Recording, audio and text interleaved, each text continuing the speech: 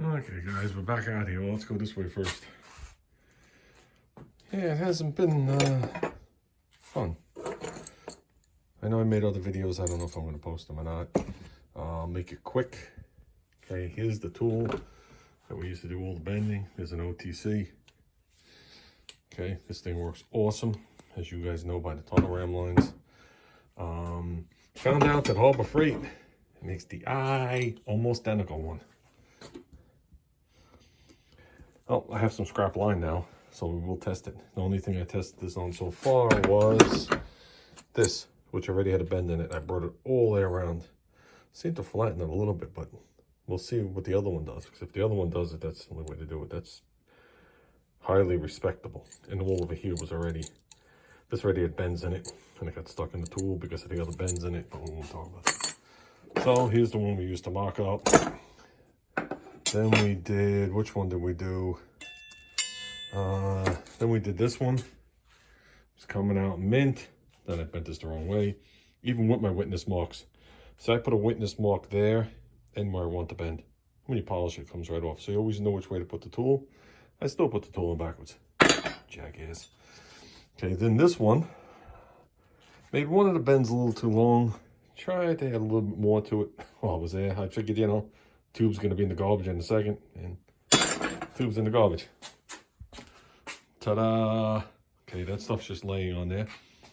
I'll go over how we got to this point. Still, excuse me. Still wipe the engine down, but that's the line. In so many words. It's away from everything heat related. Sneaks right down the back. Right down to the thing there. We did get, where are they?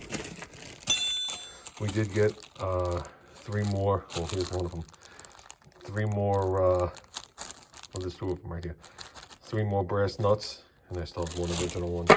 So the one down there is a polished brass nut, as well as the original one that was up there and taped. Okay, wiped that line twice. That's how it shines. Tried to go through this fast, not to make it a long video. I forgot what I was going to say.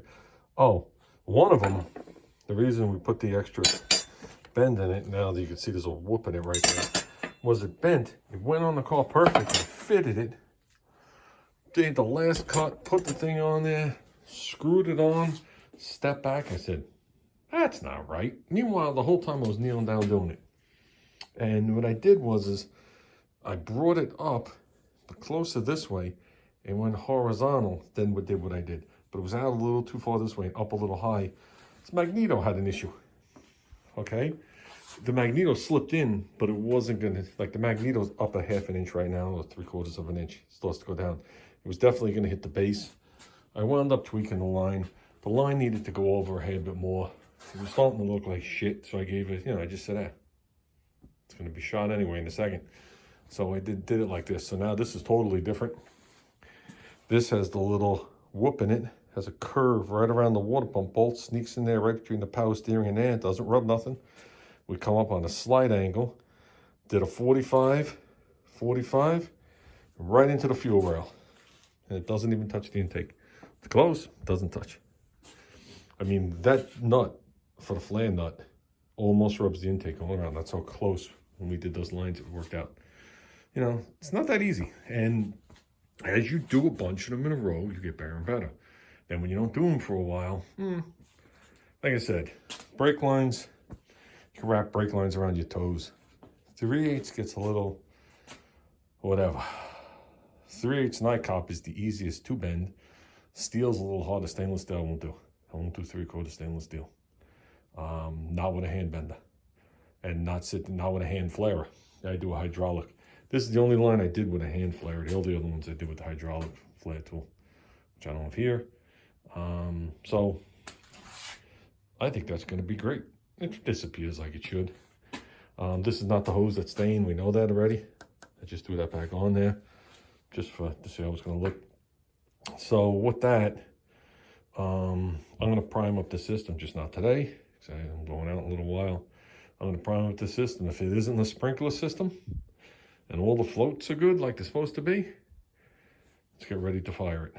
We have to drop the magneto back in, and for right now I just need a kill wire from here at the ground with a button.